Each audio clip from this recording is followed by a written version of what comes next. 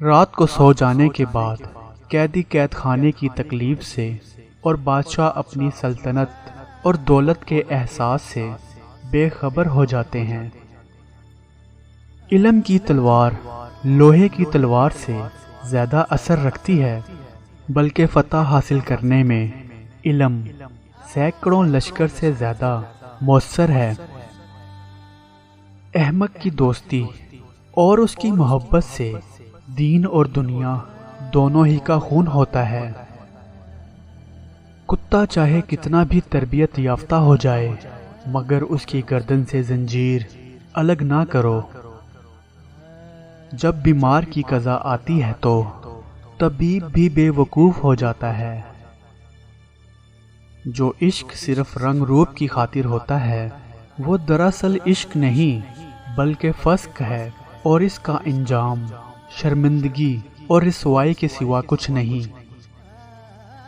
جدائی کا ایک لمحہ بھی عاشق کے نزدیک 1 سال کے برابر ہے۔ جب اللہ تعالیٰ کسی کی رسوائی چاہتا ہے تو اس کو پاک لوگوں پر لعن طعن کرنے کی طرف مائل کرتا ہے۔ اللہ تعالیٰ جب کسی فرد کی عیب پوشی کرنا چاہتا ہے تو اسے معیب لوگوں کے عیب پر بھی بات نہ کرنے کی توفیق بخش دیتا ہے۔ قرب خداوندی کا حصول بقا میں مضمر ہے، لیکن بقا سے پہلے ہونا ضروری ہے۔ کتنے بھی متقی ہو جاؤ مگر نفس سے کبھی بے فکر نہ ہونا۔